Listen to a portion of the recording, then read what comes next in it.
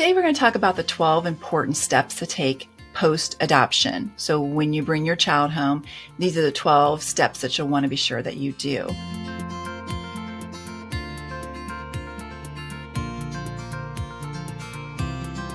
Hi, I'm Stephanie A. We haven't had a chance to meet yet.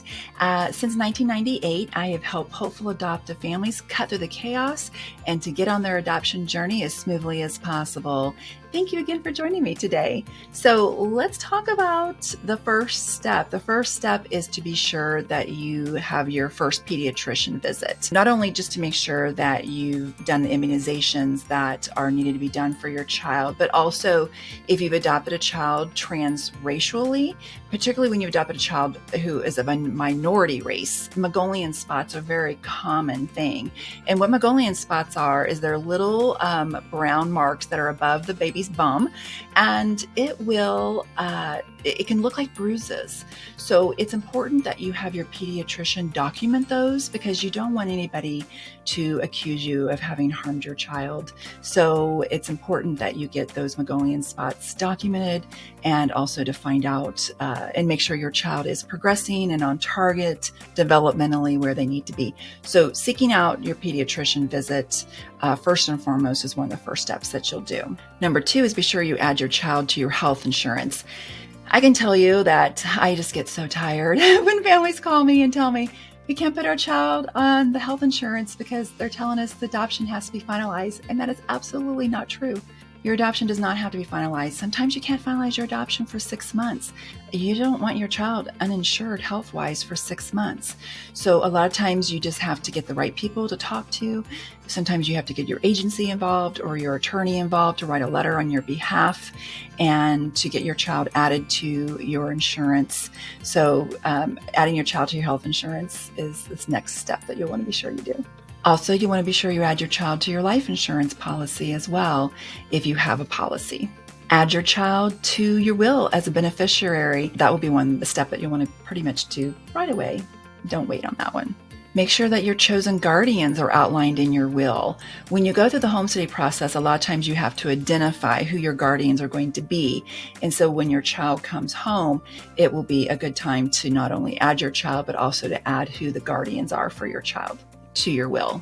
Seek out early intervention resources. So there's resources that take your child from 0 to 3, and also there are also school resources as well. Regardless of whether your child is developmentally behind or not, just having them in there to keep an eye on your child and to make sure, they're there, between your pediatrician visits, and they're there to also help guide you as parents and just to give you good parenting skills and things like that. I really treasured when our early intervention caseworker came, because she just made me feel so good as a parent and just made me feel so good that I was doing everything right. And she would just sit there and ooh and ah and praise my child on how well they're doing. And so they're not only there just to help your child and make sure they're right on target, but also to help you as a parent too. Talk to your CPA about any available state and federal adoption tax credit, because when you adopt a child, you automatically qualify for the federal tax credit, which is a significant amount of money. And also, you may also qualify for the state tax credit as well. So talk to your CPA. If you've adopted internationally, be sure that you get your U.S. citizenship. Make sure that certificate has arrived to you. You'll want to obtain your child's Social Security number. Now, a lot of times you can't get this. We're going to talk about finalization here in just a little bit. A lot of times you can't get that until your adoption is finalized.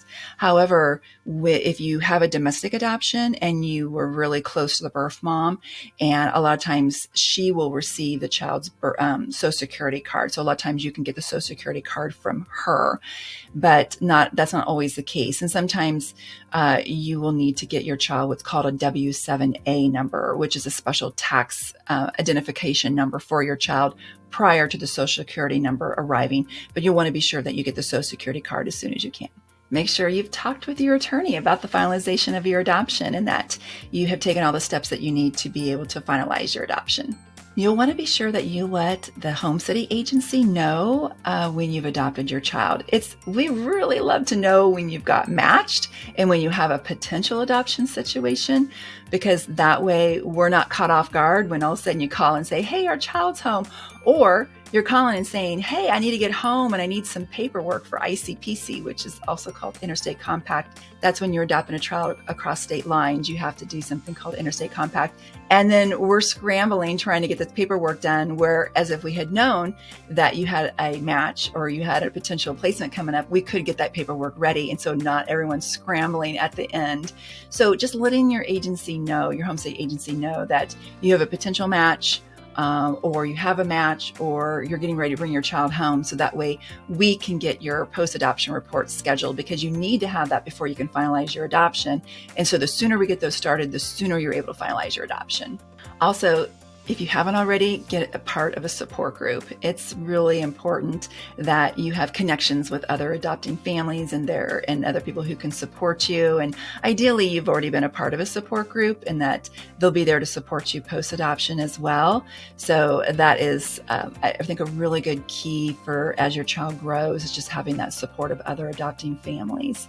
So I really hope you found today's video helpful, and just rest assured you're in the right place to build your family in its own unique way through adoption. Bye.